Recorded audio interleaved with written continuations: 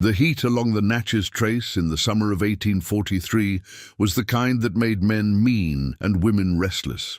Cotton grew thick and white across the rolling hills of Adams County, Mississippi, where the planters lived like kings and the enslaved lived like shadows. The air smelled of magnolia blossoms and sweat, of river water and something darker that nobody wanted to name. Judge Thaddeus Collier owned one of the finest estates along the Trace, a sprawling property called Belmont that sat on 300 acres of prime cotton land. The house rose like a monument to wealth, with white columns that gleamed in the sun and galleries that wrapped around both floors like arms embracing privilege. Inside, crystal chandeliers caught the light from tall windows, and Persian rugs muffled the footsteps of servants who moved like ghosts through rooms filled with mahogany furniture and oil paintings of stern-faced ancestors. The judge was a man of 52, with silver hair swept back from a high forehead and eyes the color of winter ice. Tell me in the comments which country you are from and what you thought of this story. And if this story made an impression on you, subscribe to the channel so you don't miss any future stories. He presided over the county court with an iron gavel and an even harder heart, sentencing runaways to whippings and free blacks to forced indenture on the flimsiest of pretexts. His word was law from Natchez to Vicksburg, and his reputation for cruelty kept both the enslaved and the poor whites in line. But for all his power, Judge Collier could not control what happened when people laid eyes on Samuel. Samuel had come to Belmont 3 years earlier, purchased at auction in New Orleans from a Creole family fallen on hard times. The judge had gone to the city looking for a body servant, someone refined enough to serve wine at dinner parties and drive the carriage without embarrassing him in front of visiting dignitaries. What he found standing on the auction block that humid October morning changed everything. Samuel was 24 years old, and he looked like something out of a painting that wealthy Europeans paid fortunes to commission. His skin was the color of polished bronze, smooth and unmarked despite years of labor. His features seemed impossibly balanced, as if some divine hand had taken extra care in their arrangement. High cheekbones caught the light just so. A strong jaw suggested both strength and gentleness. His nose was perfectly straight, his lips full and expressive. But it was his eyes that truly unsettled people, eyes of an unusual golden brown that seemed to look right through you, seeing things you'd rather keep hidden. He stood 6 feet tall with broad shoulders and the lean, muscular build of a man who had worked hard all his life, but had somehow retained a natural grace that made every movement look deliberate, almost choreographed. His hands were long-fingered and elegant, unsuited to picking cotton, but perfect for handling reins or pouring wine or doing any of the dozen refined tasks that house servants performed. The judge paid $800 for him, nearly twice what a prime field hand would cost, and brought him back to Belmont in chains that seemed almost offensive against such beauty. Within a week, those chains were removed. Within a month, Samuel had learned every preference, every habit, every unspoken rule that governed the judge's household. He drove the carriage with steady hands, served at table without making a sound, and stood in corners during dinner parties like a statue, present but invisible, except that nobody could quite stop looking at him. And that was the problem. Belmont sat at the center of a social universe that revolved around a dozen great families who had ruled Adams County since before Mississippi became a state. The Fairchilds owned the plantation to the north, 5,000 acres, worked by nearly 200 enslaved people. The Rutherfords controlled the land to the south, slightly smaller but equally profitable. The Mortons, the Beaumonts, the Ashworths, the Kincaids, the Danvers, each family occupied its own grand estate along the Trace, and together they formed an aristocracy as rigid and formal as anything in Europe. They visited each other constantly, staging elaborate dinners and balls and hunting parties that reinforced their bonds and reminded everyone else of their dominance. The men talked politics and cotton prices and argued about tariffs and states' rights. The women discussed fashion and servants and marriages, always marriages, because in that world, matrimony was both romance and business transaction, a way to consolidate wealth and produce heirs who would inherit empires built on human misery. Into this carefully ordered world, Samuel arrived like a stone thrown into still water, and the ripples spread in every direction. It started innocently enough. Mrs. Eleanor Fairchild came calling on a Tuesday afternoon in late April, ostensibly to borrow a particular shade of silk thread that she needed to finish a needlepoint project. She was 38 years old, married for 20 years to Colonel Harrison Fairchild, and considered one of the great beauties of the county in her youth, though age and 4 children had softened her figure and added lines around her eyes. She wore a pale yellow dress with enormous sleeves and a bonnet decorated with artificial flowers, and she sat in the collier parlour making polite conversation with the judge's wife, Martha, while Samuel stood near the door, waiting to bring more tea if requested. Eleanor could not stop glancing at him. Stop. Her eyes kept drifting across the room, taking in his perfect posture, the way the afternoon light from the window illuminated his profile, the almost regal bearing that seemed so at odds with his status. She fumbled her teacup twice, nearly spilling it, and when Samuel moved forward to take it from her trembling hands, their fingers touched for just an instant. That night, Eleanor lay awake in her bed while her husband snored beside her, and she thought about golden eyes and bronze skin and the shocking electricity that had run through her body at that momentary contact. She told herself it meant nothing. She told herself it was merely curiosity, the same fascination one might feel seeing an unusually beautiful horse or a perfectly shaped flower. She told herself many things, but she could not stop thinking about him. She returned to Bellamont 3 days later, this time claiming she needed advice on planning a garden party. Then, a week after that, bringing a recipe for preserves that she thought Martha might enjoy. Each time, Samuel was there, silent and attentive, and each time Eleanor felt something inside her shift and crack like ice breaking on the river in spring. If Eleanor Fairchild had been the only one, perhaps nothing would have happened, but she was not alone. Mrs. Catherine Rutherford, who had married for money rather than love, and spent 15 years in a cold union with a man who preferred the company of his hunting dogs, began inventing reasons to visit Bellamont almost weekly. Mrs. Abigail Morton, young and newly married to a husband 40 years her senior, developed a sudden interest in Martha Collier's opinions on everything from flower arrangements to Bible verses. Mrs. Louisa Beaumont, Mrs. Sarah Ashworth, even Mrs. Harriet Kincaid, whose husband was a deacon in the Baptist church and who had never shown interest in anything beyond prayer meetings and quilting circles.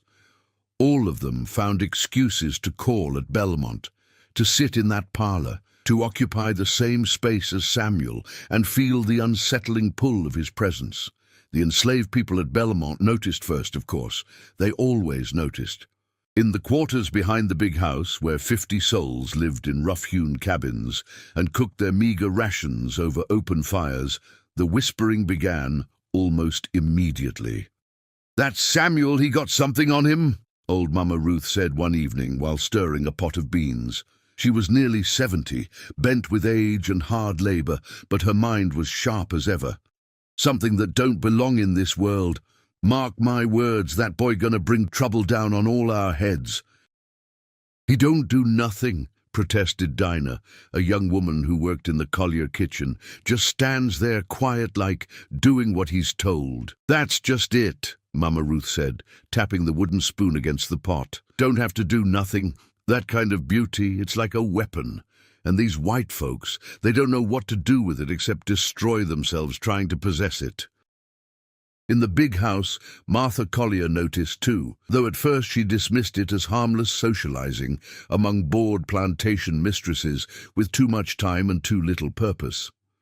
But as the visits increased in frequency, As she saw the flush that came to these women's cheeks when Samuel entered the room, as she caught the lingering looks and the slight tremor in voices when they addressed him, Martha began to feel something she had not experienced in years, a cold, creeping jealousy. She was 46 years old, married to the judge for 28 years, mother to 3 children now grown and managing their own households. She had been beautiful once, before childbirth and time and the peculiar loneliness of being married to a man incapable of tenderness had worn away her youth. She looked at these younger women circling her house like moths around a flame, and she hated them. But more than that, she hated Samuel for inspiring such foolishness, for being the catalyst that exposed the hollowness at the center of their seemingly perfect lives. Judge Collier noticed none of this. He was pleased that his household had become so popular that the wives of his fellow planters sought out his wife's company so regularly. It confirmed his status, reinforced his position at the top of the county's social hierarchy. He saw Samuel as a successful investment, a servant who reflected well on his taste and his wealth, nothing more. But others were beginning to notice, and their observations were far less benign. Colonel Harrison Fairchild returned home early one Thursday afternoon from a meeting in Natchez and found his wife Eleanor standing before her dressing mirror, adjusting her hair for the 3rd time, preparing for yet another visit to Bellamont. Something in her expression, a kind of eager anticipation he had not seen, directed at him in years, made him pause. "You seem quite devoted to Martha Collier lately," he said carefully, leaning against the doorframe of their bedroom. Eleanor's hands froze for just a moment before continuing to adjust a curl. "She's been a good friend. I enjoy her company." "You never enjoyed it quite so much before." "Perhaps I'm simply making more effort to maintain friendships," Eleanor said, her voice tight. "Is there something wrong with that?" Harrison said nothing more, but he stood there watching his wife with narrowed eyes, and in his chest a small seed of suspicion began to take root. At the Rutherford plantation, Catherine's husband Thomas noticed that his wife had begun wearing perfume again, something she had not done in years. At the Morton estate, Abigail's elderly husband wondered aloud why his young wife suddenly cared so much about the social affairs of women twice her age. The men talked among themselves at their clubs and hunting lodges, making jokes about how devoted their wives had become to the Collier household, laughing nervously at observations that contained more truth than they wanted to acknowledge. But underneath the laughter ran an undercurrent of unease, the instinctive recognition that something was shifting in the careful balance of their world. Samuel himself said nothing. He performed his duties with quiet efficiency, his face revealing nothing of whatever thoughts moved behind those extraordinary eyes. When the women spoke to him, he answered in monosyllables, "Yes, ma'am." "No, ma'am." "Right away, ma'am."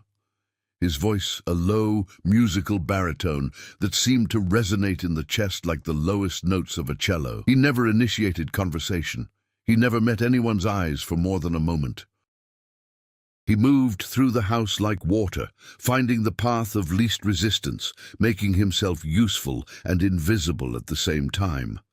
But invisibility was impossible for someone who looked like Samuel. Every entrance into a room caused a subtle shift in energy, as if the air itself had to make space for such concentrated beauty. The harder he tried to fade into the background, the more people noticed him, and the more they noticed him, the more they began to wonder what thoughts lived behind that carefully maintained mask of servility. June arrived with oppressive heat that seemed to press down on the county like a physical weight. The cotton grew tall in the fields, and the enslaved people worked from dawn to dusk under a merciless sun, while their masters retreated to shaded galleries and parlors, fanning themselves and complaining about the weather. The Natchez Trace shimmered with heat mirages, and the Mississippi River ran low and sluggish, revealing muddy banks studded with driftwood. It was during this sultry season that everything began to unravel. though the first threads pulled loose so quietly that nobody realized what was happening until the entire fabric had torn beyond repair. On the Wednesday evening in mid-June, Judge Collier hosted a dinner party for 6 couples. The cream of Adams County society gathered around his mahogany table, eating roasted duck and drinking French wine, while Samuel and 2 other house servants moved silently around the room, refilling glasses and replacing dishes. The conversation flowed easily through topics both trivial and significant: the prospects for the cotton crop, the latest news from Washington, the scandal of a merchant in Natchez who had been caught selling liquor to enslaved people. Eleanor Fairchild sat directly across from where Samuel stood against the wall, waiting to serve the next course. Throughout the meal, her eyes kept drifting to him, watching the way candlelight played across his features, creating shadows and highlights that made him look like something painted by an old master. She barely touched her food. When her husband asked her a direct question about their daughter's upcoming visit, she startled as if waking from sleep and answered so vaguely that several people exchanged glances. Catherine Rutherford, seated 3 places down, was no better. She knocked over her wineglass when Samuel leaned forward to refill it, the red liquid spreading across the white tablecloth like blood. In the confusion of servants rushing to clean up the mess, Samuel's hand briefly touched Catherine's shoulder to steady her, and she inhaled sharply, her whole body going rigid at the contact. Thomas Rutherford saw his wife's reaction. Harrison Fairchild saw his wife's wandering attention. And across the table, Charles Morton noticed his young wife Abigail staring at the handsome slave with an expression that could only be described as longing. The dinner ended early, the guests departing with stiff goodbyes and forced smiles, and in 3 separate carriages rolling home through the darkness, 3 separate arguments began, each following the same pattern. Accusations met with denials, suspicions voiced and rejected, marriages cracking under the weight of unspoken truths. The storm was coming. Samuel could feel it the way animals sense approaching weather, some instinct warning him that forces beyond his control were converging, that his carefully maintained invisibility was about to shatter, and when it did, blood would follow. He was right, but even he could not have imagined how completely the world was about to burn. The morning after the disastrous dinner party, Samuel woke before dawn in the small room he occupied off the back of the Collier house, a space barely large enough for a narrow bed and a wooden chest. He dressed in the dark, pulling on the fine clothes that Judge Collier required him to wear, black trousers, a white shirt, a vest of dark grey, and made his way quietly through the sleeping house to begin his morning duties. He started fires in the kitchen, helped the cook prepare breakfast, and carried water from the well behind the house. By the time the sun rose over the cotton fields, turning the eastern sky pink and gold, Samuel was polishing the judge's boots in the mudroom, his hands moving with practiced efficiency while his mind wandered to dangerous places. He had learned long ago not to hope for anything. Hope was a luxury that enslaved people could not afford, a weight that dragged you down when survival required you to float above emotion, to exist in a state of careful neutrality that protected your spirit from the constant assaults of bondage. But lately, Samuel had found himself thinking about freedom with increasing frequency, turning the idea over in his mind like a coin that might purchase something valuable if only he could figure out where to spend it.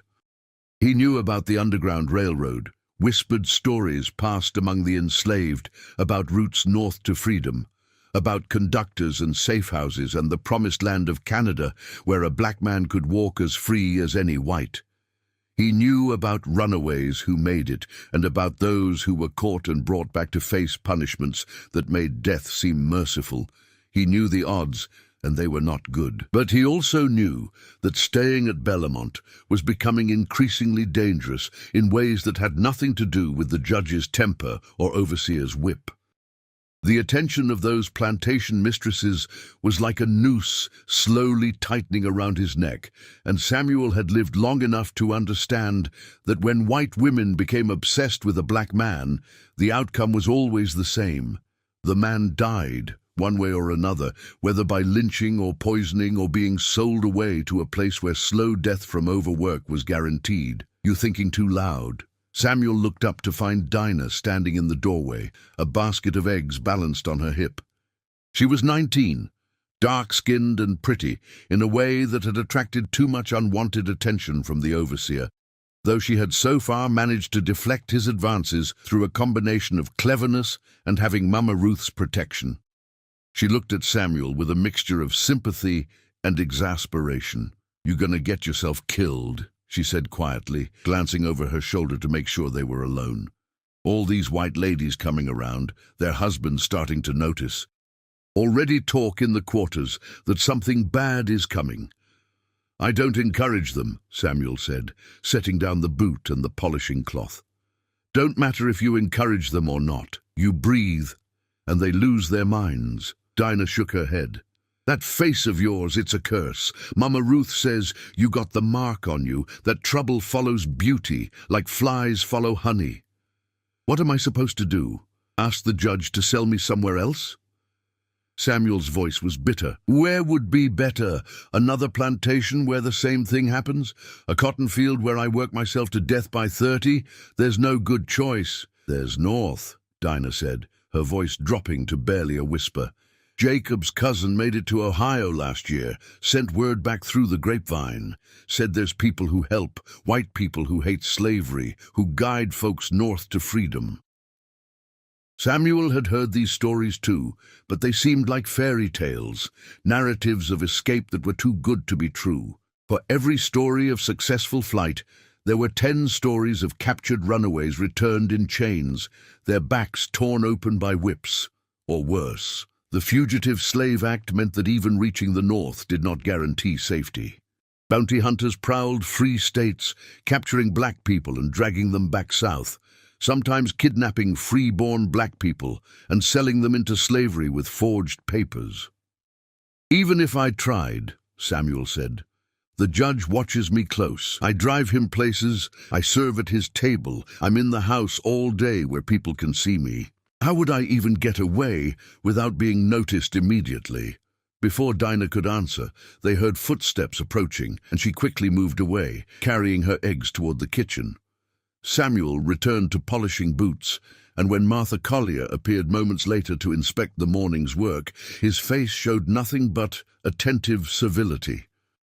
But inside, his mind continued to turn over possibilities, looking for an opening that did not yet exist. That afternoon, Eleanor Fairchild arrived at Bellamont unannounced, her carriage clattering up the long drive, lined with oak trees draped in Spanish moss. She looked disheveled, her hair not quite properly arranged beneath her bonnet, her dress wrinkled as if she had put it on in haste. Martha Collier received her in the parlor with barely concealed irritation. "Eleanor, this is unexpected. I wasn't aware we had plans today." "We don't," Eleanor said, sitting down without waiting for an invitation. "I needed to speak with you about something important. Is Samuel available? I wanted to ask him about the horses. Harrison mentioned looking into purchasing a new carriage horse, and I thought Samuel might have recommendations since he drives for the judge." It was a transparent excuse, so obviously false that Martha's expression hardened into something dangerous.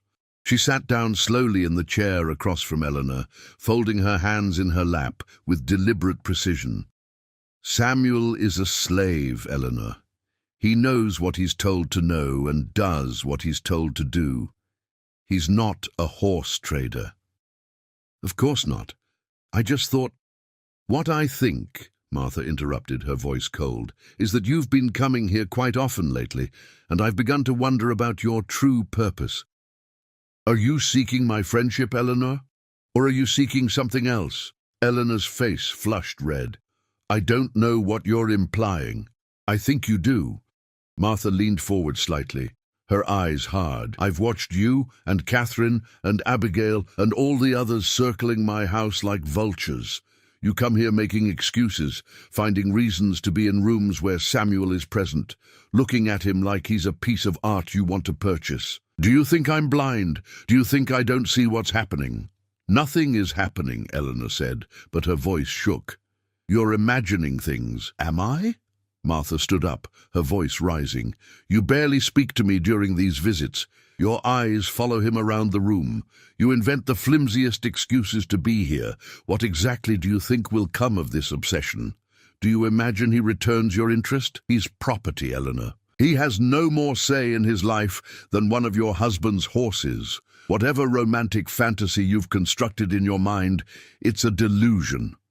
Eleanor stood as well, her face now pale, her hands trembling. How dare you speak to me this way? I came here in friendship. You came here to feed an unseemly fixation, and I'm telling you it needs to stop. You're embarrassing yourself, embarrassing your husband, and putting Samuel in danger. Do you understand that? Every time you look at him the way you do, you make it more likely that someone will decide he's a threat that needs to be eliminated. Is that what you want? To get him killed? The words hung in the air between them, like a physical presence. Eleanor's eyes filled with tears, and she grabbed her bag and rushed toward the door, nearly colliding with Samuel, who was entering the room carrying a tray with tea service. She stopped, frozen, staring at him for a long moment, her face a mask of confused emotion. Then she pushed past him and out the front door, her departure marked by the sound of her carriage wheels on gravel moments later. Samuel set the tea tray down carefully, his face revealing nothing.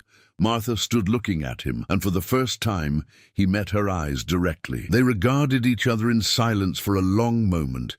Two people trapped in roles neither had chosen, both aware of forces moving around them that could not be controlled. This is going to end badly, Martha said quietly. You know that, don't you? Yes, ma'am, Samuel replied, his voice steady. And yet you do nothing to discourage them. I do everything to discourage them, ma'am. I don't speak unless spoken to. I don't meet their eyes. I make myself as invisible as possible. But it doesn't seem to matter. Martha nodded slowly.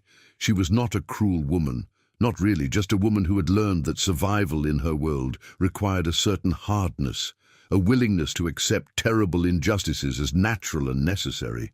But standing there looking at Samuel, she felt something crack inside her, some small recognition of the fundamental wrongness of a system that had created this situation.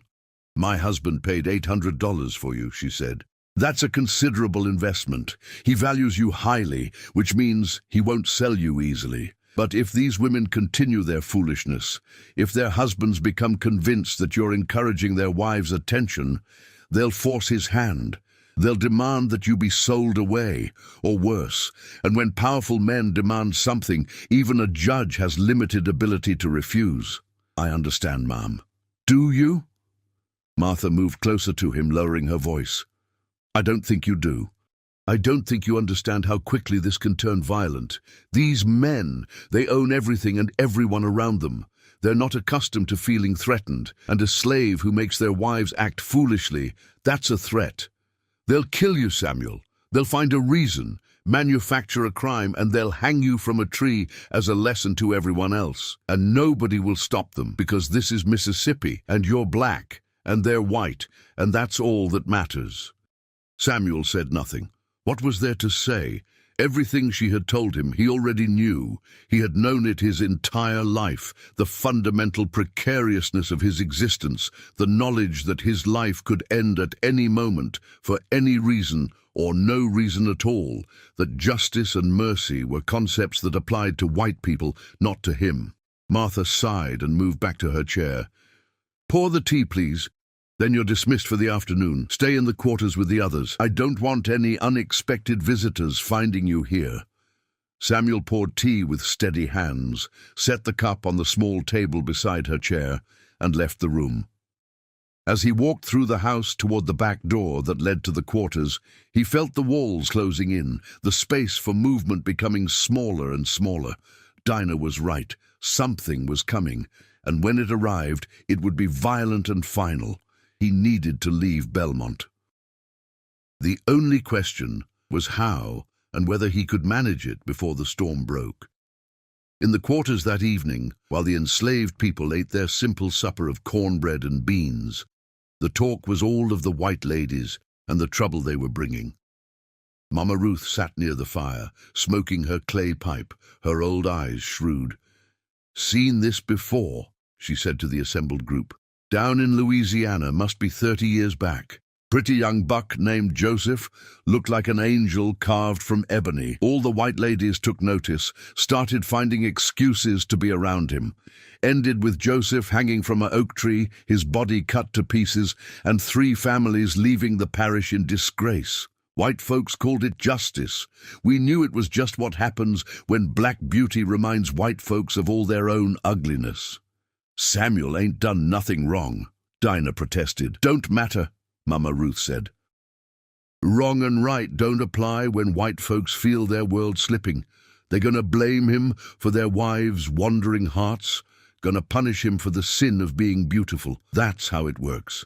That's how it always works." Samuel sat slightly apart from the others, eating mechanically, listening to predictions of his doom, delivered in matter-of-fact tones. These people cared about him in their way, but they were also practical.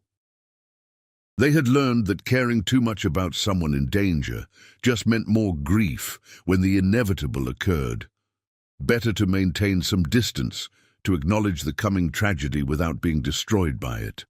After supper, an old man named Isaac approached Samuel. Isaac had been at Bellamont longer than anyone else, had seen overseers come and go, had survived more punishments and hardships than most people could imagine. He was somewhere past 60, his hair white, his body bent from decades of labor, but his mind remained sharp. "Walk with me," Isaac said quietly. They moved away from the fire, out into the darkness beyond the quarters where they could speak without being overheard. The night was thick with humidity, the air full of insect sounds and the distant barking of dogs. Fireflies drifted through the darkness like tiny lanterns. "You thinking about running?" Isaac said. It wasn't a question. "Yes," Samuel admitted. No point in lying to a man who had probably forgotten more about survival than Samuel would ever learn. "Good. You should. Stay here. You're dead before harvest." Isaac was silent for a moment, then continued. "I got information that might help. My daughter, she was sold to a plantation over in Louisiana years back, but I still get word sometimes through people traveling. Last message I got, maybe 2 months ago, said there's a place near Natchez called Devil's Punch Bowl, old eroded ravine full of caves and thick forest. Runaways hide there sometimes, and there's a white man, a Quaker, who lives on a farm nearby. Name of Josiah Henderson. He helps people get north, part of the railroad they talk about." Samuel's heart began to beat faster. "How do you know this is true? Could be a trap." "Could be," Isaac agreed. "But I trust the people who sent word. They got no reason to lie, and I know them from way back.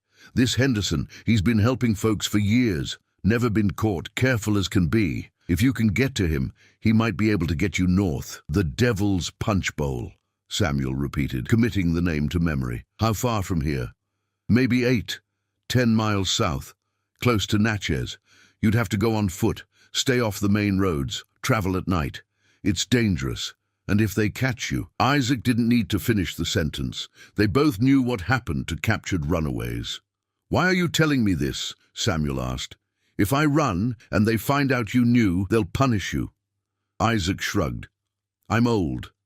I've been beaten so many times I barely feel it anymore. But you still got a chance at life, real life. Seems a shame to waste that just to keep some white lady's secrets. You run, Samuel. Run hard and don't look back. Maybe you make it, maybe you don't, but at least you tried. That's worth something." They stood in silence for a moment, these 2 men who had been reduced to property, but who still maintained some core of dignity that slavery could not quite destroy. Then Isaac clasped Samuel's shoulder briefly and walked back toward the quarters, leaving Samuel alone in the darkness to contemplate an impossible choice between certain death and probable death. The moon rose over the cotton fields, bright and full, illuminating the landscape in shades of silver and shadow. Samuel looked toward the big house, then south toward Natchez and the Devil's Punch Bowl, then north toward the distant promise of freedom that might be real or might be just another cruel illusion. He had perhaps a week, he estimated, before the situation became untenable. The white men were growing suspicious. The white women were growing careless. Something would break soon, and when it did, Samuel needed to be gone. He began to plan. 3 days after his conversation with Isaac, Samuel was driving Judge Collier into Natchez for a session of the county court. They left Belmont just after dawn, the judge reading through legal papers in the back of the carriage, while Samuel guided the horses along the Natchez trace, his mind working through the details of escape while his hands held the reins with practiced ease.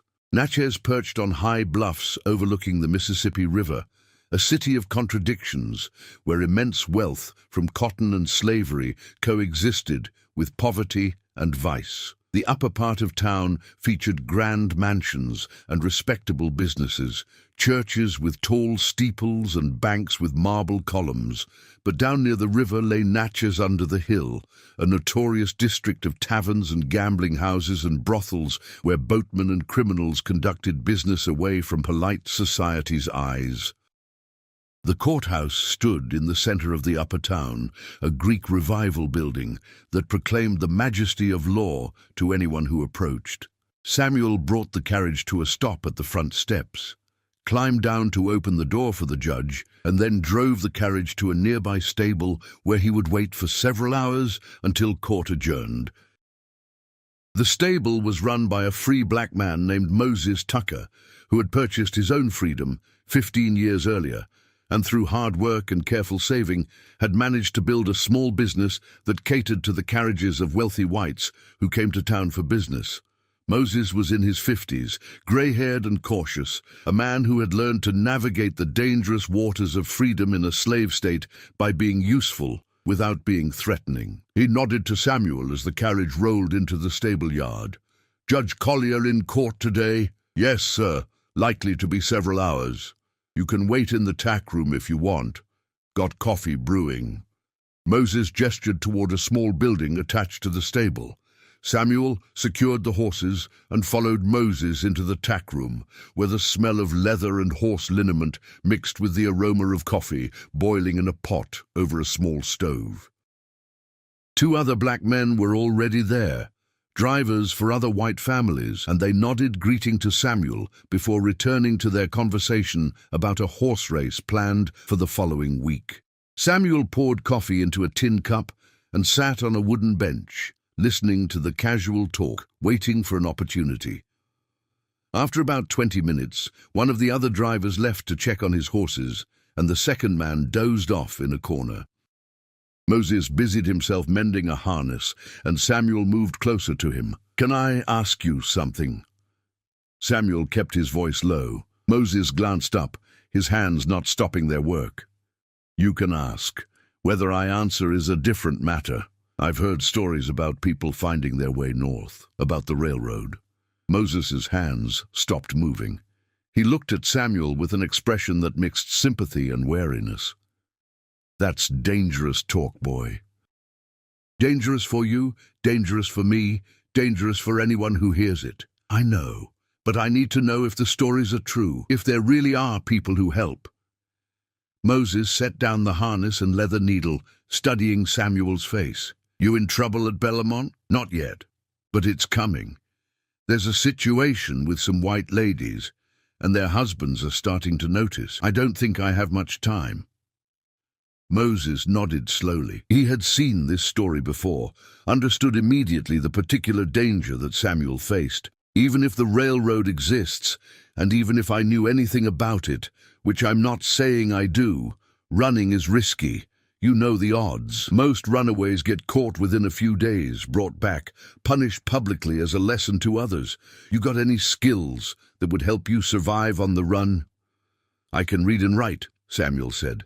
"I can handle horses, drive a carriage, do fine carpentry. The judge's son taught me numbers when I was younger." Moses raised his eyebrows. "That's more than most, but it also makes you valuable, which means they'll look harder if you run. Judge Collier will put out notices, offer rewards. Every patroller and bounty hunter in Mississippi will be watching for you. I know, but staying means dying. At least running gives me a chance. Moses was quiet for a long moment, wrestling with the decision of whether to help. If he aided a runaway and was discovered, he could lose everything. His freedom, his business, possibly his life. Free black people lived always on the edge of disaster in the South, their status precarious and dependent on white goodwill that could evaporate in an instant.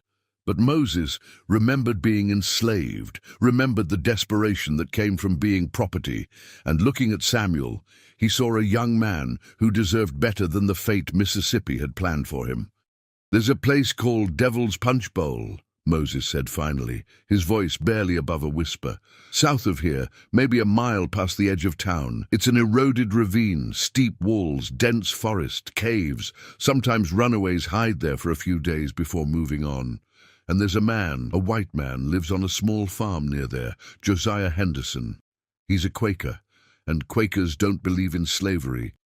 Word is he helps people get north, though I never met anyone who can say for sure. How would I find him? If you could get to the punch bowl, stay hidden for a day or so. Henderson sometimes comes through, checking for people who need help. But it's a risk. Could be patrollers stake it out, knowing runaways hide there. Could be Henderson is a trap, though I don't believe that. Could be you just get lost in the forest and starve. Nothing about this is safe. Nothing about staying is safe either," Samuel said. Moses picked up his harness again, his signal that the conversation was over. "I never saw you today. We never talked. If anyone asks, you sat quiet in the corner and didn't speak to nobody. Understand?" "Yes, sir. Thank you." Moses nodded without looking up. "May God watch over you, boy. You're gonna need all the help you can get." Samuel returned to his bench and sat drinking coffee, his mind racing through calculations. He needed to gather supplies without being noticed, food that wouldn't spoil, a water container, matches, maybe a knife if he could find one. He needed to choose a night when he wouldn't be missed until morning, giving him maximum time to get distance from Bellamont. He needed to study the route to Natchez in his mind, plan a path that avoided main roads and the farms where dogs would alert to his passing. When the judge emerged from court hours later, Samuel drove him home with his usual quiet competence, and that evening he served dinner as if nothing had changed. But inside, the countdown had begun. He had perhaps 4 or 5 days before the situation exploded. He needed to be ready to move when the moment came. That night, trouble arrived in a form he had not anticipated. Thomas Rutherford came calling on Judge Collier around 8 o'clock, well past the usual time for social visits. Samuel answered the door and showed him into the judge's study, where Collier sat reading legal documents by lamplight. Samuel withdrew to the hallway, but the study door was slightly ajar, and voices carried clearly in the quiet house. "I need to speak with you about a delicate matter," Rutherford said without preamble. "Of course, Thomas. Sit down. Would you like brandy?" "No, thank you. This isn't a social call." Rutherford's voice was tight with anger. "It concerns your man, Samuel." Samuel's blood went cold. He stood frozen in the hallway listening. "What about him?" The judge's tone was guarded. "My wife has been behaving strangely for weeks now. Visiting your household constantly, making flimsy excuses, acting like a schoolgirl with a crush. Tonight I confronted her about it, and she admitted that she's been coming here primarily to see Samuel. She claims nothing improper has occurred, but I don't believe her. And even if it's true, the mere fact that my wife is obsessed with your slave is intolerable." There was a long silence. Then the judge spoke, his voice cold. "What exactly are you suggesting happened, Thomas?" "I'm suggesting that your man has been encouraging my wife's attention, perhaps through looks or words or some other means. Catherine is not a fool. She would not develop such an attachment unless there was some reciprocation. Samuel is property. He does what he's told and nothing more. If your wife has developed an inappropriate fixation, that's a failing of her character, not evidence of any action on his part." Rutherford's voice rose. "Are you calling my wife a liar?" I'm saying that Samuel has neither the will nor the ability to encourage anyone's attention. He stands in corners and serves food and drives carriages. If Mrs. Rutherford finds that appealing, perhaps you should examine the state of your marriage rather than blaming a slave who has no choice in his circumstances. This is exactly the attitude I expected from you, Rutherford said bitterly. You value that man too highly. You parade him around like a trophy, showing off your good taste in acquiring such a refined servant. But you're blind to the disruption he's causing. It's not just Catherine. Eleanor Fairchild is obsessed with him. So is Abigail Morton. So are half a dozen other women in the county. They're making fools of themselves and of their husbands. And it all traces back to your slave. So you want me to do what exactly? Sell him? Send him to the cotton fields? Have him scarred so he's less attractive? The judge's voice dripped with sarcasm. I want him gone, sold to a plantation so far from here that our wives will never see him again. Or better yet, to one of the sugar plantations in Louisiana, where slaves work themselves to death in a few years. Problem solved. Life returns to normal. Samuel represents a significant investment. I paid $800 for him 3 years ago. He's worth more now, given his training and abilities. I'm not selling him to satisfy your inability to control your own household. Then I'll take this to the others, Rutherford said, standing up. Samuel heard the scrape of a chair on the wooden floor. Harrison Fairchild feels the same way I do. So does Charles Morton. We'll make this a public issue. Force your hand through social pressure if necessary. One way or another, that slave is leaving your property, and if you refuse to sell him, we'll find another solution. Is that a threat, Thomas? It's a promise. Good evening, Judge. Rutherford stormed out of the study and past Samuel in the hallway without acknowledging him, slamming the front door hard enough to rattle the windows. Samuel stood motionless, his heart pounding, knowing that everything had just accelerated. The white men had formed a consensus. They were going to force the issue, and whether that meant sale or murder or something in between, the outcome would be the same. Samuel's time at Bellamont was over, and his time alive was rapidly running out. He returned to the quarters that night and sought out Isaac, pulling him aside to speak privately. It's happening faster than I thought. I need to go soon, maybe tomorrow night. Isaac nodded. What do you need? Food that I can carry, a container for water, maybe a knife if you can find one without it being missed, and I need someone to cover for me in the morning, make excuses when I don't appear for duties. That last one is dangerous. They'll know someone helped. I know, I'm sorry, but without a few hours' head start, I won't make it to the punch bowl. Isaac thought for a moment, then nodded. I'll do it. I'll tell them you took sick in the night, that I saw you heading into the woods to relieve yourself and figured you had stomach troubles. That might buy you until mid-morning before they really start searching. After that, he shrugged. After that, I'm either free or I'm not, Samuel finished. Thank you, Isaac, for everything. Don't thank me yet. Thank me when you're in Canada, if you ever get there. Isaac clasped Samuel's hand. Go with God, son. May he watch over you and guide your steps. Samuel spent the next day in a state of heightened awareness, memorizing every detail of the house and grounds, taking note of when guards changed position, when dogs were most alert, when traffic along the Natchez Trace was lightest. He served dinner that evening with steady hands, and when the judge mentioned casually that several gentlemen would be calling tomorrow to discuss a matter of mutual concern, Samuel knew his timeline had just collapsed. They were going to force the judge to sell him, or worse, they were going to take matters into their own hands. He had to leave tonight. After the household went to sleep, Samuel lay on his narrow bed fully clothed, waiting for midnight. Isaac had left a small bundle outside his door, cornbread, dried meat, a gourd for water, and a small knife used for cutting rope. It wasn't much, but it would have to be enough. At midnight, when the house had been silent for over an hour, Samuel rose and slipped out through the back door, moving like a shadow across the yard toward the edge of the cotton fields. The moon was 3/4 full, providing enough light to navigate, but also making him more visible to anyone watching. He moved quickly but carefully, staying low, using every patch of shadow for cover.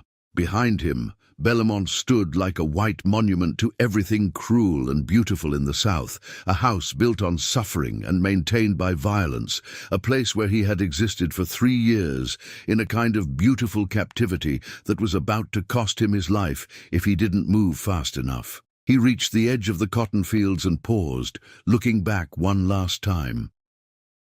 Somewhere in that house, Martha Collier slept, and the judge and the other servants who would wake tomorrow to find him gone. He felt a pang of guilt for the trouble his escape would bring them, but it was a small guilt compared to the overwhelming necessity of flight. Samuel turned south and began to run, heading toward Natchez, toward the Devil's Punch Bowl, toward a white man he had never met, who might help him or might turn him in for the reward.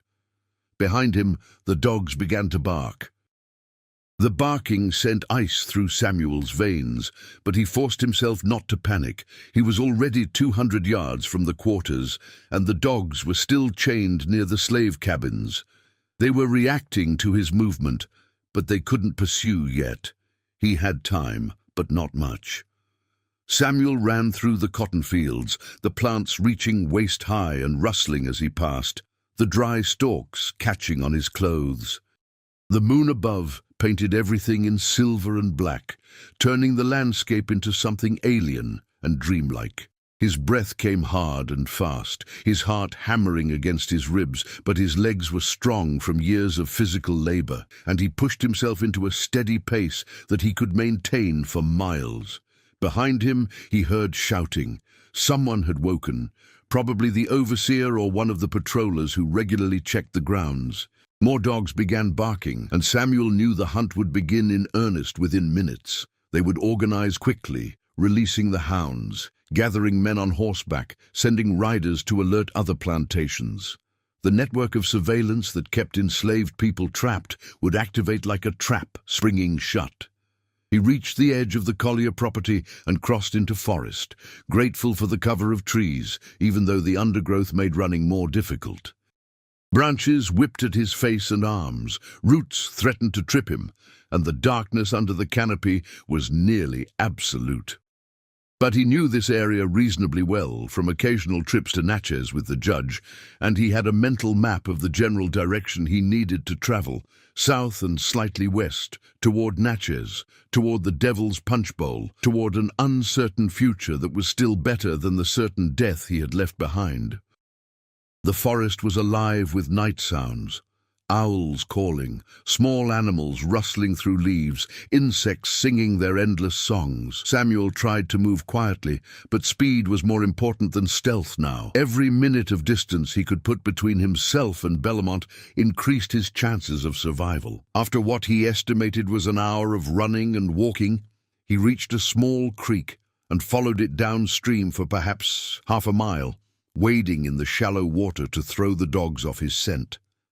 The water was cool against his legs, and he paused long enough to drink deeply from the gourd Isaac had provided, then filled it again before emerging on the opposite bank.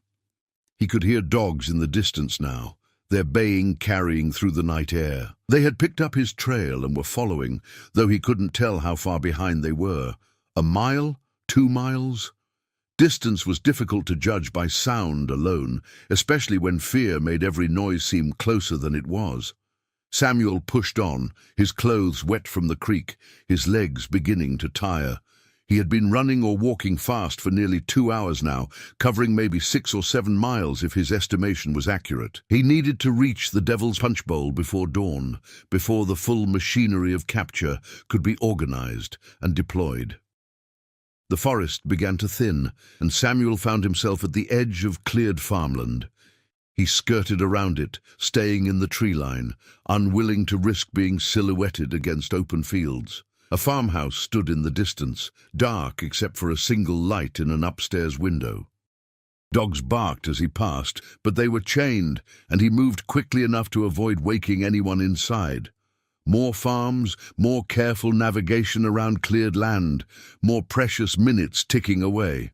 The eastern sky was beginning to lighten with the faint grey that preceded dawn when Samuel finally spotted what could only be the Devil's Punch Bowl. It was aptly named. The land dropped away into a massive erosion feature, a bowl-shaped depression, perhaps a quarter-mile across, and 200 feet deep at its center. The sides were near vertical in places, carved by centuries of water and wind into a landscape that looked alien and forbidding.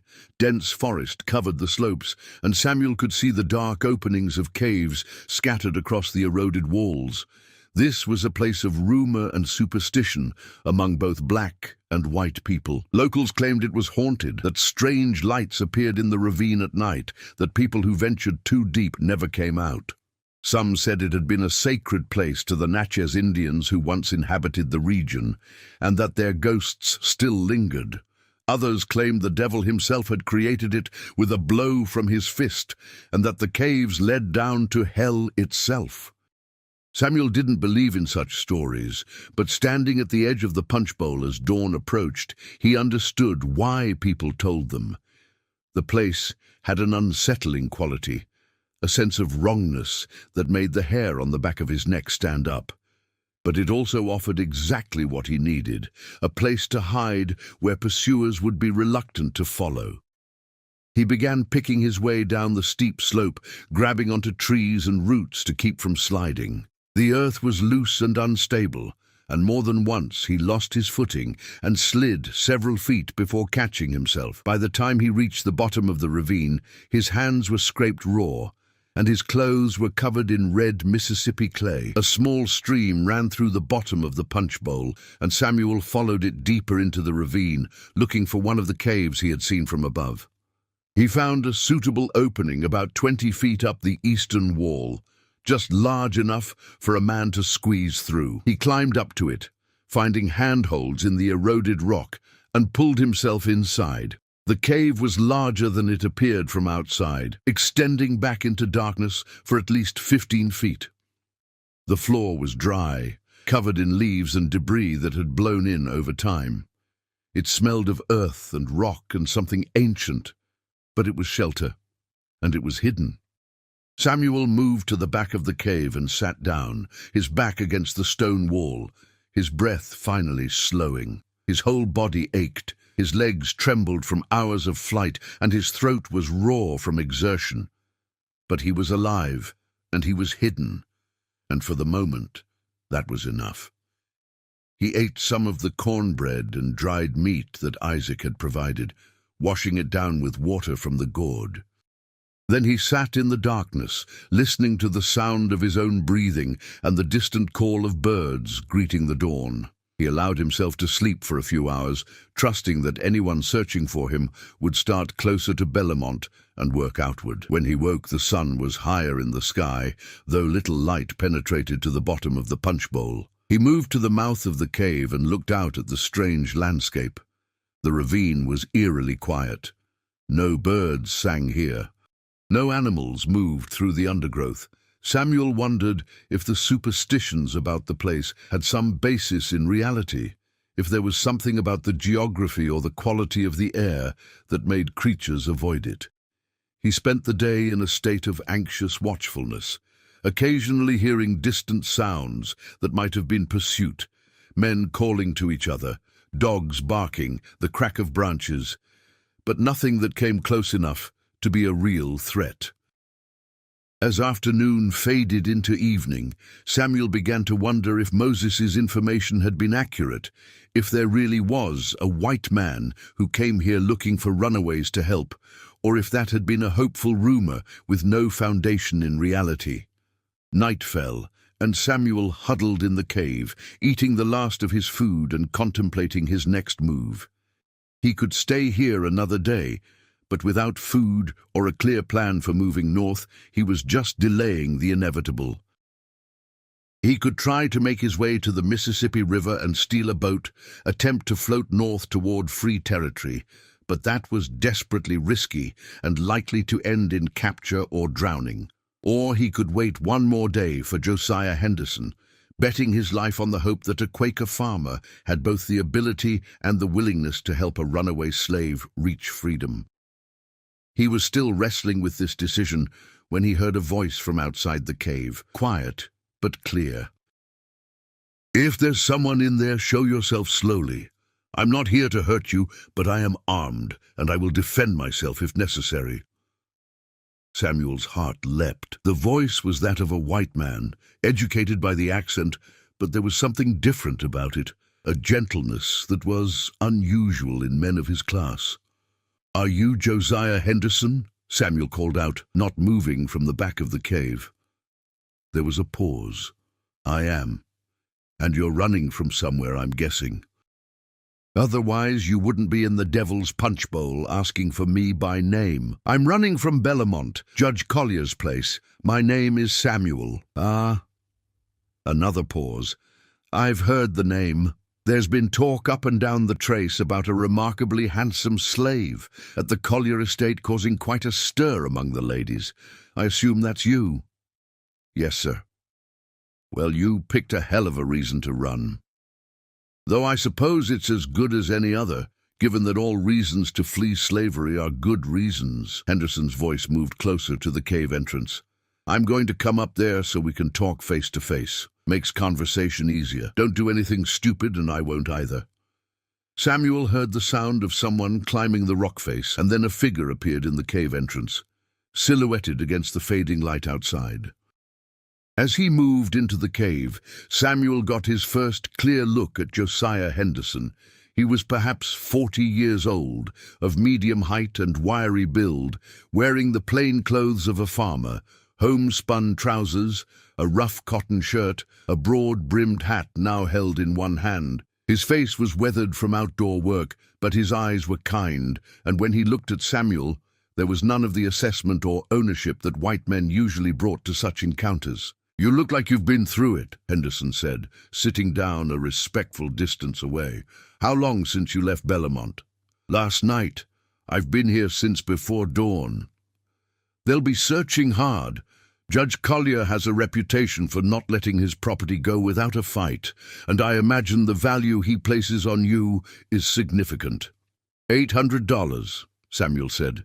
"He paid $800 for me 3 years ago." Henderson whistled softly. "That's a fortune for a single slave. No wonder he'll want you back." He studied Samuel in the dim light. "So the question is, what do you want from me? If you're looking for help getting north, I can provide it, but you need to understand the risks. The journey is dangerous, and even if you make it to free territory, the Fugitive Slave Act means bounty hunters can pursue you and drag you back. True freedom means Canada, and that's a long way from Mississippi." "I understand the risks," Samuel said. "I'll take dangerous freedom over safe slavery any day." Henderson nodded approvingly. "Good answer. Too many people romanticize what we do, think it's all brave conductors and grateful fugitives singing songs of liberation. The reality is brutal. Most of the people I help are half-starved and terrified. Some get caught before they make it 10 miles. Some die from exposure or accident. Some make it north only to be recaptured. But some make it all the way to Canada and build new lives as free people. That possibility, however slim, is worth fighting for." "How does it work?" Samuel asked. "How would you get me north?" "We move in stages, from one safe house to another. I'll take you to a friend about 20 miles north of here, a freed black man who runs a small farm. You'll rest there for a few days while word is sent ahead to the next station. Then someone will come and take you further north. You'll keep moving like that, a few days at each stop until you reach the Ohio River. Once across, you'll be in free territory, though still not safe. From there, other conductors will help you get to Canada." "How long does it take?" "Months, usually. Sometimes longer if we have to lay low because patrollers are watching. Sometimes faster if we get lucky." Henderson leaned back against the cave wall. "I won't lie to you, Samuel. The odds aren't good. Maybe 1 in 3 runaways makes it all the way to freedom, but those odds are better than staying in Mississippi, where powerful white men have decided you're a threat that needs to be eliminated." Samuel thought about this for a moment. 1 in 3. Those weren't comforting odds, but Henderson was right. They were better than the alternative. "When would we leave?" Samuel asked. "Tonight. Right now, actually. The longer you stay in one place, the more likely you are to be discovered. I have a wagon hidden about a mile from here, concealed under brush near the road. We'll travel at night, stick to back roads, and reach my friend's farm by morning. You'll hide there while I come back and spread some false information about seeing a runaway heading toward Louisiana. That should send the search in the wrong direction and buy us time." Henderson stood up and extended his hand. "So what do you say, Samuel? Are you ready to risk everything for a chance at freedom?" Samuel looked at the offered hand for a long moment. In taking it, he would be trusting his life to a white man he had just met, betting everything on the word of strangers, committing himself to a journey that would likely end in either death or recapture. But the alternative was to return to Bellemont in chains, to face punishment, to be sold away to brutal labor that would kill him slowly, or to be murdered by white men who saw him as a threat to their domestic tranquility. He reached out and clasped Henderson's hand. "I'm ready." Henderson smiled, the expression transforming his weathered face. "Then let's go. We have a long walk ahead of us, and I want to be well clear of this area before dawn." They left the cave together, climbing down into the ravine, and then up the other side, Henderson leading the way with the confidence of someone who had made this journey many times before. As they climbed, Samuel looked back once at the Devil's Punch Bowl, that strange, haunted place that had sheltered him when he needed it most. Then he turned his face north and followed Josiah Henderson into the darkness, taking the first steps on a journey that would either end in freedom or in death, but which represented the first real choice he had made in his entire life. Behind them, in the distance, dogs began to bark again. They reached Henderson's wagon an hour before dawn, moving through forest and along the edges of fields, staying far from any roads where patrollers might be watching. The wagon was exactly where Henderson had left it, pulled off into a dense thicket and covered with cut branches and leaves that made it nearly invisible. It was a simple farm wagon, weathered wood and iron, drawn by a single old horse that whickered softly when they approached. "Get in the back," Henderson said quietly, pulling away the camouflage. "There's a false bottom under the regular bed. You'll have to lie flat, and it'll be uncomfortable as hell, but it's the safest way to travel during daylight." Samuel climbed into the wagon and watched as Henderson lifted several boards, revealing a narrow space beneath, perhaps 2 feet high, just barely wide enough for a man to lie down. The space was lined with old blankets to muffle sound and provide minimal cushioning. "How long will I be in there?" Samuel asked, looking at the confined space with apprehension. 4, maybe 5 hours to reach my friend's farm. I know it's not pleasant, but if we encounter patrollers on the road, this is what will save your life. They can search the wagon all they want, and they'll never find you unless they literally tear it apart." Samuel nodded and climbed down into the hidden compartment, lying flat on his back with his arms at his sides. The space was even more cramped than it appeared, and when Henderson lowered the boards back into place and began loading supplies on top, bags of grain, tools, wooden crates, the darkness became absolute, and the weight above created an oppressive sense of being buried alive. Samuel forced himself to breathe slowly, fighting the panic that clawed at his chest. He heard Henderson climb onto the driver's seat, heard the creak of leather and wood as the wagon began to move, felt every bump and rut in the road through the thin boards beneath him. Time became meaningless in the darkness. Samuel couldn't see anything, could barely move, could only lie still and endure. The air in the compartment grew stale and hot as morning came, and sweat soon soaked his clothes. His muscles cramped from being held in one position, but there was no room to shift or stretch. All he could do was breathe and count his heartbeats and try to maintain faith that this suffering would lead somewhere better. Once, the wagon stopped suddenly, and Samuel heard voices. Henderson and another man speaking casually about crops and weather. A patroller, Samuel realized, or perhaps just a neighbor encountered on the road. The conversation seemed to last forever, though it was probably only a few minutes. Samuel held his breath, certain that he could be heard or somehow sensed. But eventually the voices faded, and the wagon moved on. Finally, after what felt like days but was probably 4 or 5 hours, as Henderson had estimated, the wagon stopped, and Samuel heard the farmer climbing down. Footsteps crunched on gravel, moving around to the back of the wagon, and then the weight of the supplies was removed, and light flooded in as the boards were lifted. "We're here," Henderson said, offering his hand to help Samuel climb out. "Welcome to Freedom's next station."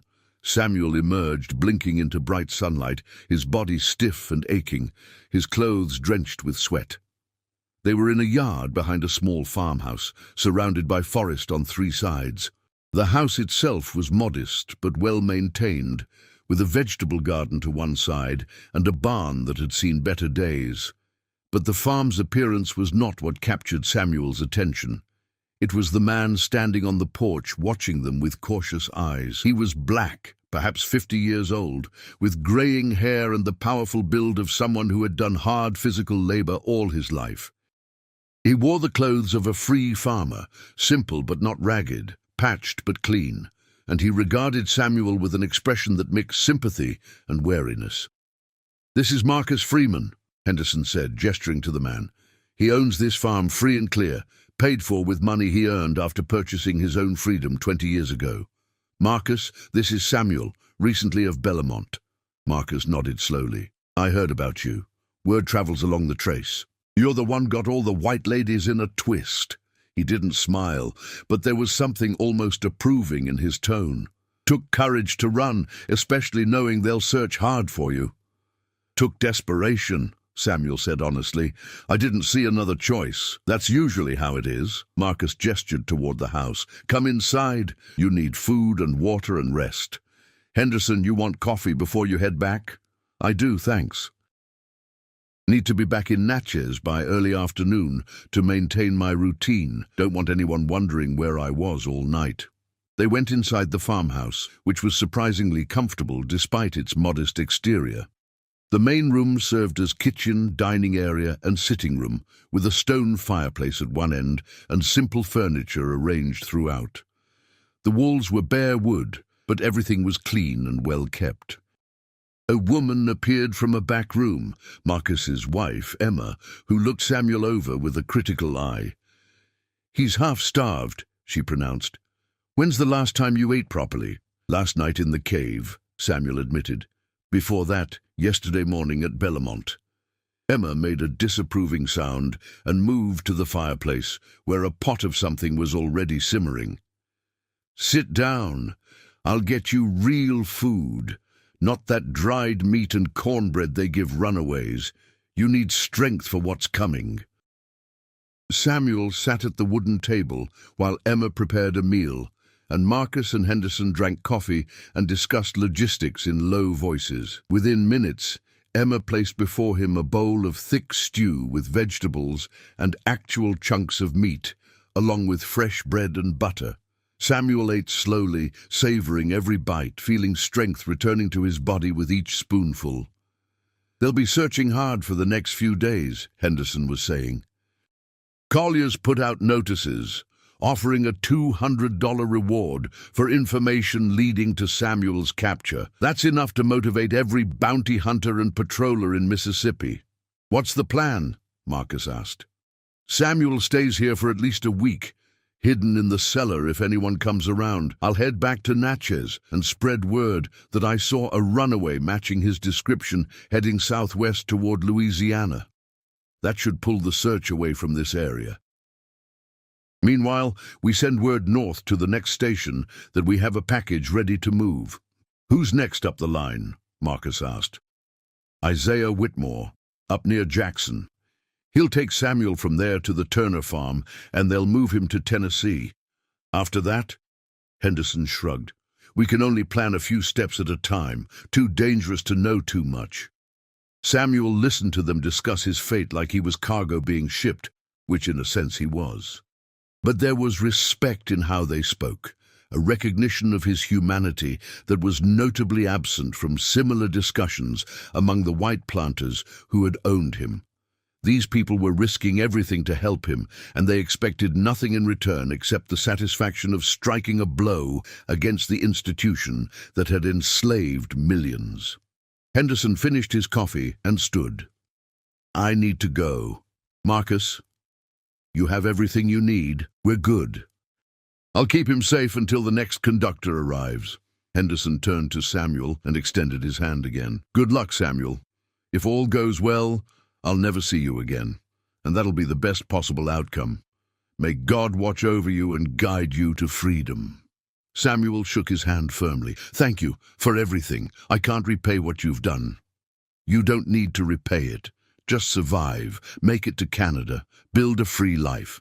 That's payment enough for all of us who do this work." Henderson smiled. "And maybe someday, when you're safe and settled, you can help someone else who's running. That's how this movement works. Each person who makes it to freedom becomes a link in the chain that pulls others out of bondage."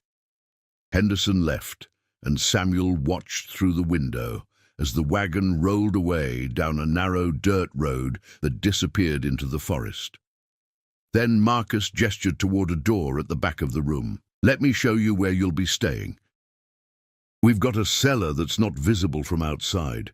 If patrollers come searching, that's where you'll hide. But for now, you can rest upstairs in the spare room.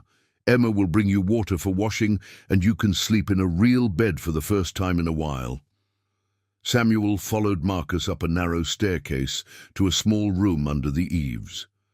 It contained a single bed, a chair, and a washstand with a cracked mirror. To Samuel, after years in a slave's quarters at Bellamont, it looked like luxury. "Thank you," he said quietly. "Both of you. You're taking a terrible risk."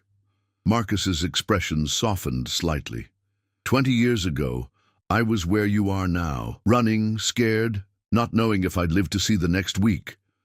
A white couple near Vicksburg hid me in their barn for 2 weeks, while bounty hunters searched the area. They didn't know me, had no reason to help, except that they believed slavery was wrong.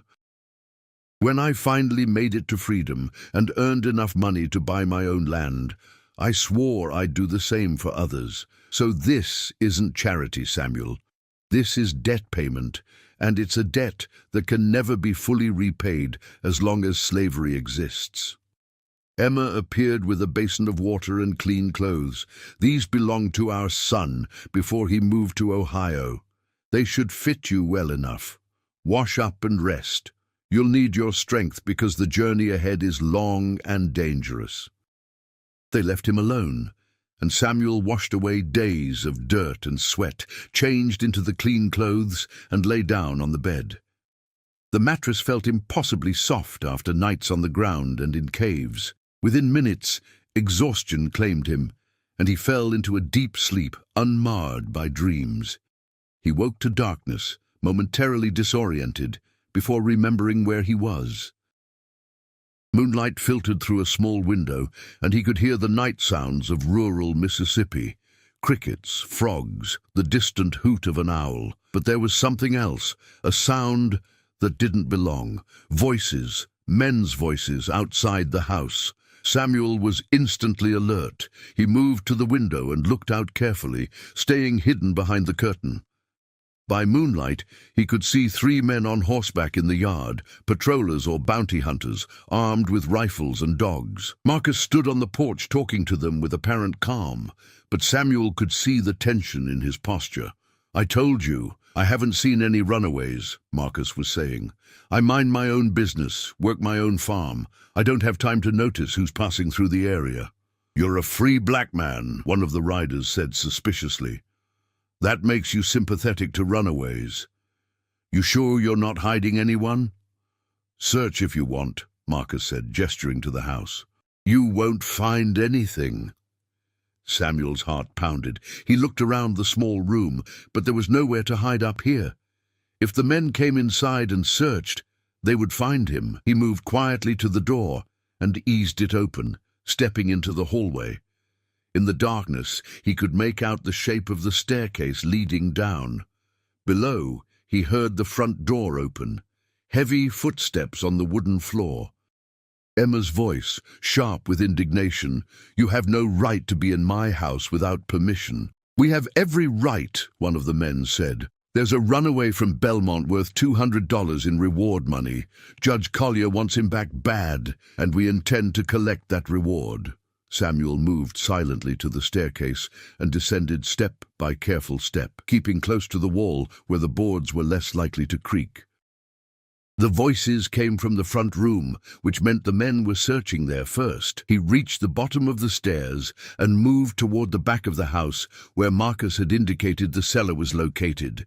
He found the door, just a heavy plank that looked like part of the floor, until you knew to look for the iron ring set into it. Samuel lifted the door as quietly as possible and descended narrow wooden steps into darkness. As soon as he was below floor level, he lowered the door again, plunging himself into absolute blackness. The cellar was small and dank, smelling of earth and root vegetables. Samuel felt his way along rough stone walls until he found what seemed to be a storage area, partially concealed behind stacked crates and barrels. He squeezed into the narrow space and waited. Above him, footsteps moved through the house. He heard the men searching the ground floor, opening doors, moving furniture. Then footsteps on the stairs going up to the second floor. More sounds of searching. A voice calling out, "Nothing up here but an empty bedroom." The footsteps came back down, and Samuel heard the men returning to the main room. Through the floorboards their voices carried clearly. "Satisfied?" Marcus asked, his tone carefully neutral. "For now, but we'll be watching this place. If we find out you helped that runaway, you'll lose everything. Your farm, your freedom, maybe your life. You understand?" "I understand. Now get out of my house." The men left, though Samuel could hear them lingering in the yard for several more minutes, talking among themselves. Finally, the sound of hoofbeats indicated they were riding away. Samuel waited in the darkness of the cellar for what felt like hours before the trap door opened and lamplight flooded in. Marcus's face appeared above, looking down into the cellar. "They're gone. You can come up now." Samuel climbed out of the cellar, his heart still racing. In the lamplight he could see Emma sitting at the table, her face pale but composed. Marcus closed the trap door and sat down heavily. "That was close," Marcus said. "Too close. They'll be back, or others like them will come. The reward is too tempting, and they know free black farmers are likely to help runaways." "Maybe I should leave," Samuel said. "Find somewhere else to hide. I don't want to bring more trouble to you." "You'll stay right here," Emma said firmly. "Those men didn't find you, and if they come back, they won't find you then either. But we need to get you moving north as soon as possible. The longer you stay in Mississippi, the more dangerous it gets." Marcus nodded agreement. "I'll send word tomorrow to Isaiah Whitmore. With luck, he can be here in 2 or 3 days. Until then, you stay in the cellar during daylight hours and only come up at night. It's not comfortable, but it's safe." Samuel spent the next 3 days living like a mole, sleeping in the cellar during the day when unexpected visitors might arrive, emerging only after dark to eat and move around. Emma brought him food and water, and Marcus occasionally came down to talk, sharing stories of his own escape years earlier.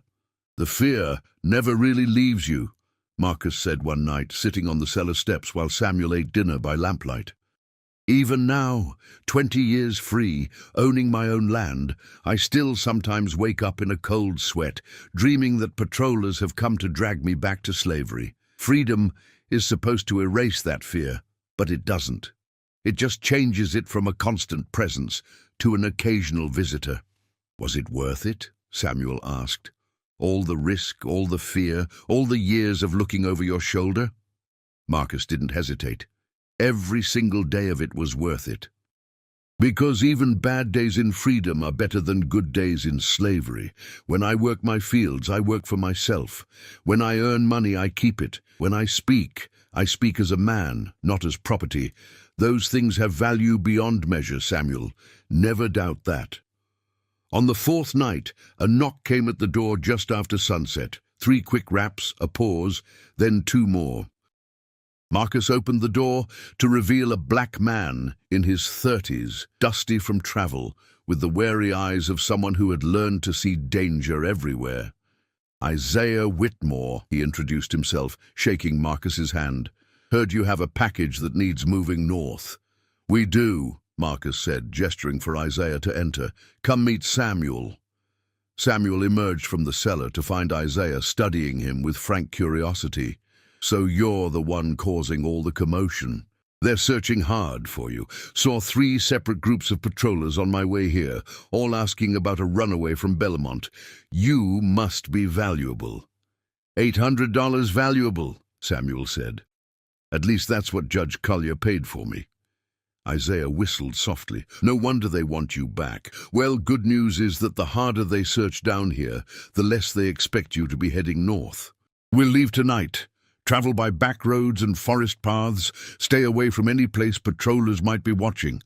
With luck, we'll be at my place in 3 days. They prepared to leave as darkness fell completely. Emma packed food for the journey.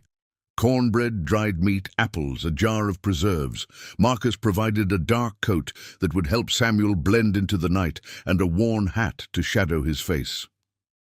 Isaiah will keep you safe, Marcus said, clasping Samuel's hand. He's been doing this for 5 years, never lost anyone yet. Trust him, listen to him, and you'll make it through. Thank you, Samuel said to both Marcus and Emma, for everything. Don't thank us, Emma said, tears in her eyes. Just survive. Make it to Canada, live free. That's all the thanks we need. Samuel and Isaiah left the farm on foot, moving north through forests and fields, guided by the North Star and Isaiah's intimate knowledge of the landscape. They walked all night, covering perhaps 15 miles, and hid during the day in an abandoned barn that Isaiah knew was safe. For 3 days, they repeated this pattern, traveling by night, hiding by day, eating sparingly, speaking rarely. Isaiah proved to be excellent company, despite his taciturn nature. He had been born free in Pennsylvania, son of a freed mother and a white father who had acknowledged and supported him. He had come south specifically to work with the Underground Railroad, motivated by a fierce hatred of slavery and a belief that direct action was the only moral response to such evil. Some people think we should work within the system, Isaiah said, as they walked through a moonlit forest on their second night. Convince slaveholders to free their slaves through persuasion and moral argument. But I've seen enough to know that power never surrenders without force. Slaveholders won't give up their profitable system because we ask nicely. They'll only give it up when it becomes more costly to maintain than to abandon. Every slave we help escape makes the system a little less stable, a little less sustainable. On their 3rd night, as they approached Jackson and Isaiah's home, disaster struck. They were moving through a wooded area near a large plantation when they heard dogs barking in the distance.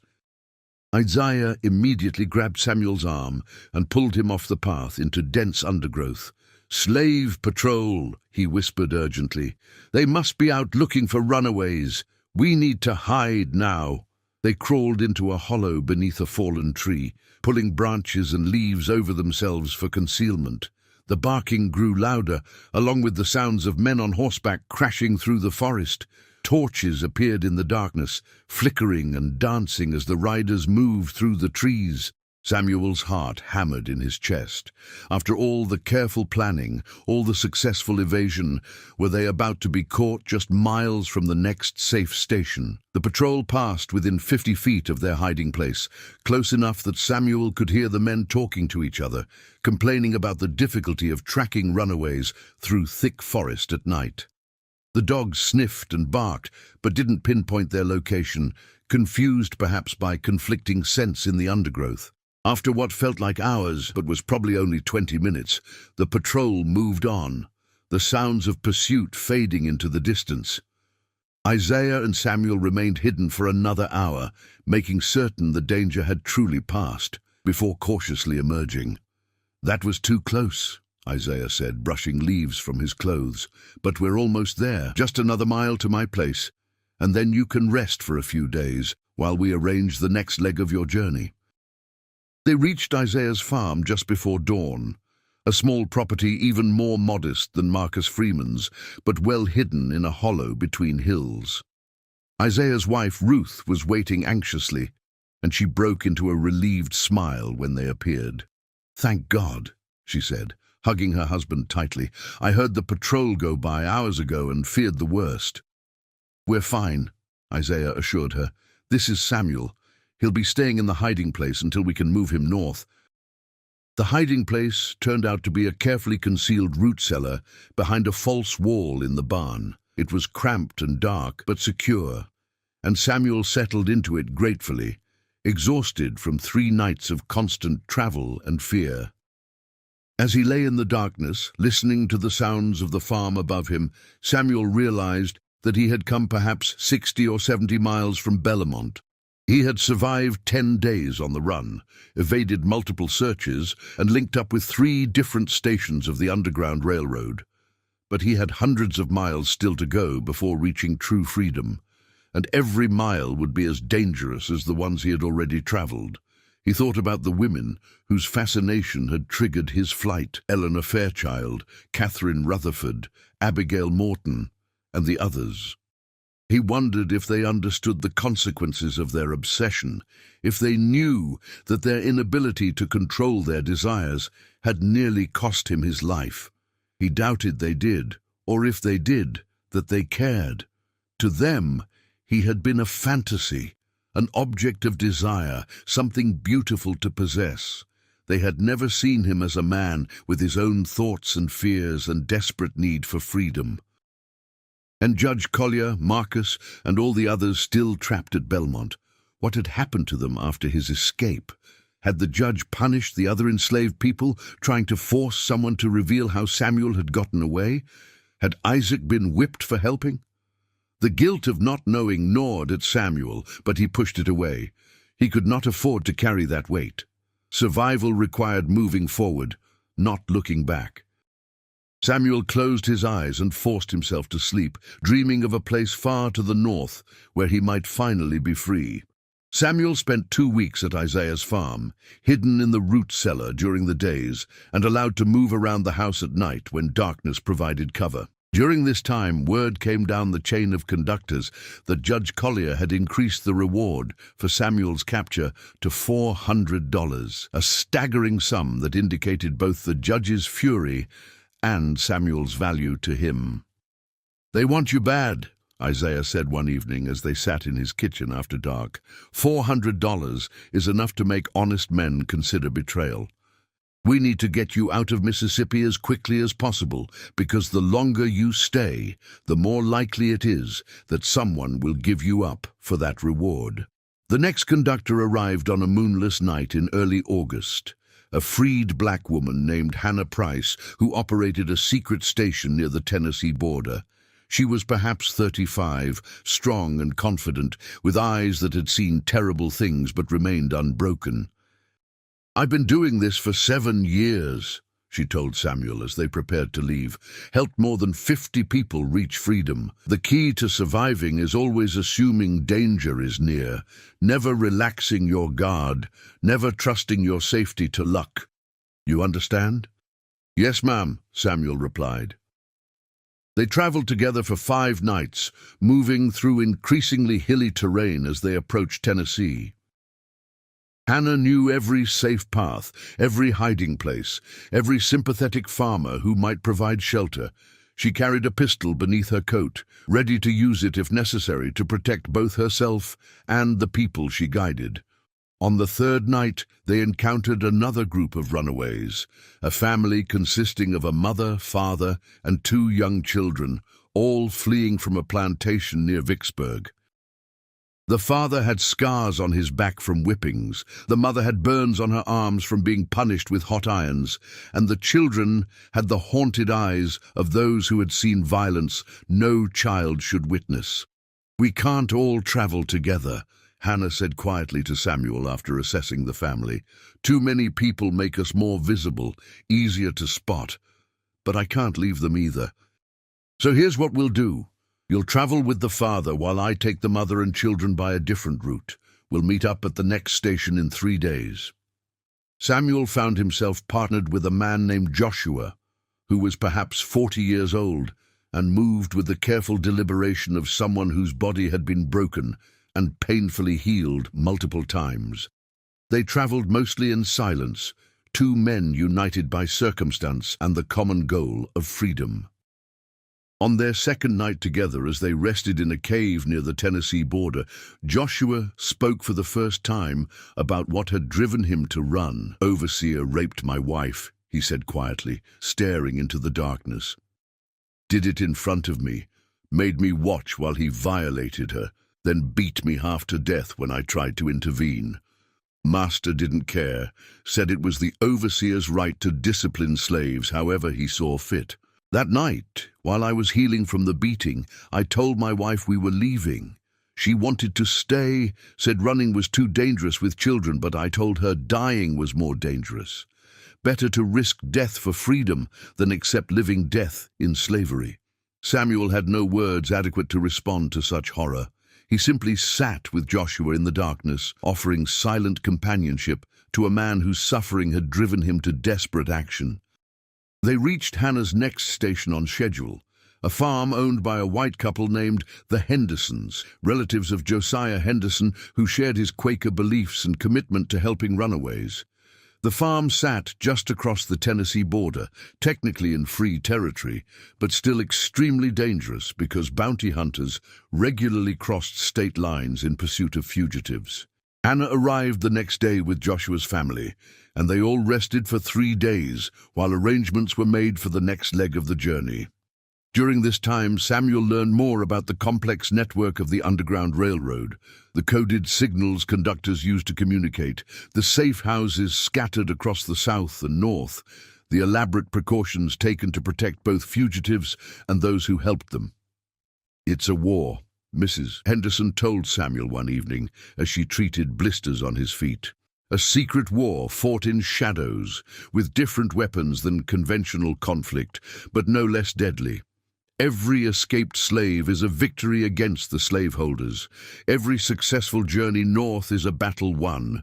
And someday, when enough battles have been won, the war itself will end and slavery will collapse." Samuel wanted to believe her, but having lived his entire life under the system's brutal weight, he found it hard to imagine a future without slavery. It seemed eternal, unchangeable, as much a part of America as the Constitution or the Mississippi River. From the Henderson farm, Samuel and Joshua's family were passed to another conductor, then another, moving steadily north through Tennessee and into Kentucky. The journey became a blur of nighttime travel and daytime hiding, of kind strangers who risked everything to help and hostile locals who would gladly collect reward money by turning them in. In Kentucky, they encountered their closest call yet. A bounty hunter had been tracking them, somehow picking up their trail despite all precautions. He caught up to them at a farmhouse where they had stopped for food, and a confrontation ensued that ended with the conductor, a freed black man named Abraham, shooting the bounty hunter in self-defense. "He's not dead," Abraham said, checking the wounded man. "But we need to leave immediately. When he recovers enough to talk, he'll bring authorities and they'll arrest everyone here. Go now." Indeed, they fled into the night, moving faster than was safe, crashing through undergrowth and across streams, pursued by the knowledge that their presence had brought violence and danger to someone who had been trying to help them. The guilt weighed heavily on Samuel, but Abraham's final words stayed with him. "This is the price of freedom. Sometimes it's paid in blood." As they crossed into Ohio in late September, Samuel finally felt something change inside him. He was in free territory now. Technically, legally, he was no longer a slave, but the Fugitive Slave Act meant the designation was largely meaningless. Bounty hunters could still pursue him, capture him, drag him back to Mississippi in chains. True freedom lay further north, across the border into Canada. They moved through Ohio quickly, passed from station to station with increasing urgency. Word had reached them that Judge Collier had hired professional slave catchers who were tracking Samuel's route north, staying just days behind. The race was on. Would Samuel reach Canada before the hunters caught up with him? In Cleveland, they found passage on a ship crossing Lake Erie to Canada. The captain was a white man with abolitionist sympathies who regularly smuggled fugitive slaves across the border, charging nothing for his services and risking arrest every time he made the journey. "You're the last passenger this season," he told Samuel and Joshua's family as they boarded late one night in October. "Winter's coming early, and the lake will be too dangerous to cross much longer. You're lucky you made it when you did." The crossing took most of a night, the ship cutting through dark waters under a sky full of stars. Samuel stood at the rail, wrapped in a blanket against the cold, watching America recede behind him. Somewhere back there was Mississippi, Bellamont, Judge Collier, and the women whose fascination had set all of this in motion. Somewhere back there was a life he had lived for 24 years, a life of bondage and beauty wielded like a weapon against him, but ahead lay Canada, freedom, and the possibility of a future he chose for himself. As dawn broke, land appeared on the horizon, the Canadian shore, the promised land that millions of enslaved people dreamed of, but few ever reached. The ship approached the dock in a small town called Windsor, and when it finally stopped and the gangplank was lowered, Samuel took his first steps onto free soil as a free man. Joshua's family embraced each other, crying and laughing simultaneously. Other passengers, fugitives who had made similar journeys, shook Samuel's hand and welcomed him to freedom. The ship's captain smiled and wished them all well, then prepared to return to Cleveland for his next cargo of human hope. Samuel stood on the dock, feeling the solid ground beneath his feet, breathing air that somehow seemed different now that he breathed it as a free man. He thought about all the people who had helped him reach this moment: Isaac, Moses Tucker, Josiah Henderson, Marcus and Emma Freeman, Isaiah and Ruth Whitmore, Hannah Price, and dozens of others whose names he never learned, but whose courage and kindness had saved his life. A representative from a local settlement of freed slaves approached them, offering assistance in finding housing and work. "Welcome to Canada," he said warmly. "You're safe here. The slave catchers can't touch you. You're truly free." Samuel had heard those words before, but now, standing on Canadian soil with the United States behind him and a new life ahead, he finally believed them. "I'm freezing. I'm bleeding, slowly fading away. But don't worry, I'm fine."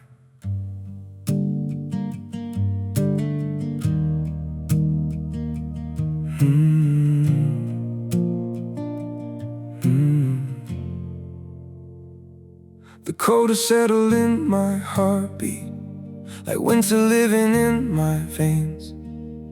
Every breath feels numb and fragile, every smile just hides the pain. I'm breaking quietly in silence, falling slow without a sound. Yet I keep saying I'm okay, while my world burns to the ground. I'm frozen here, I'm bleeding slowly, dying piece by piece inside. But I still whisper, it's alright, just to keep you from goodbye. I'm shattered, love, but don't you worry, I'll pretend till my last breath. Even while my soul is fading, I'll say everything's okay. Maybe pain just learned to live here, maybe sorrow feels like home. So I wear my wounds like armor and survive them all alone.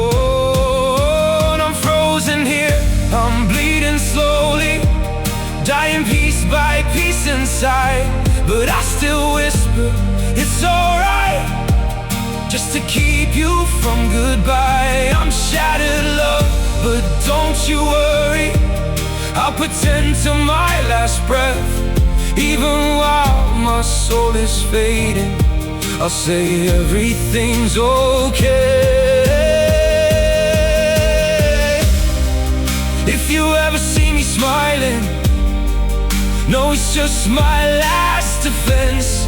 'Cause sometimes love means hiding how much you're suffering. No, I'm frozen here, I'm bleeding slowly, dying piece by piece inside. But I still whisper, it's alright, just to keep you from goodbye. I'm shattered, love, but don't you worry, I'll pretend till my last breath. Even while my soul is fading, I'll say everything's okay. It's okay.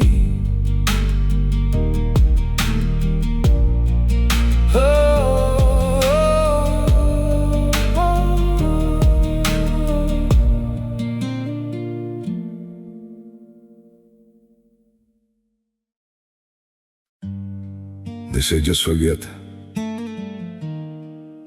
Move on like it's easy. But forgetting you feels like remembering someone I've never seen. I've been trying to erase you from the places in my mind, but the harder that I fight it, the more you're hard to leave behind. Every memory keeps slipping through the cracks I try to close, like a face I should remember, but somehow never know. Forgetting you feels impossible, like chasing something I can't hold, like trying to remember someone that I've never even known. I keep reaching through the silence for a past I can't undo, 'cause letting go of what we had feels like losing something true. Every moment turns to fragments, every thought just fades to blue, like I'm searching for a feeling that still only leads to you.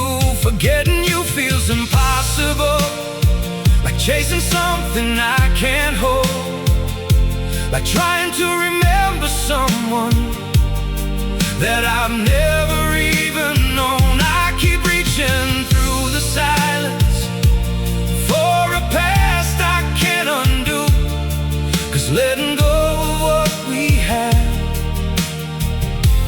feels like losing something true.